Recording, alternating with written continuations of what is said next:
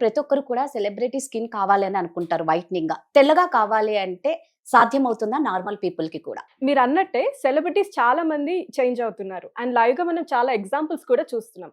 అయితే వీళ్ళందరూ చేయించుకున్నది సర్జరీస్ కానీ ట్రీట్మెంట్స్ కానీ చాలా ఉంటాయి. కానీ వీటన్నిటికంటే easy and best way skin అనేది తెల్లగా అవ్వడానికి జోవా వాళ్ళ స్కిన్ వైటనింగ్ టాబ్లెట్స్. ఇందులో 15 టాబ్లెట్స్ ఉంటాయి.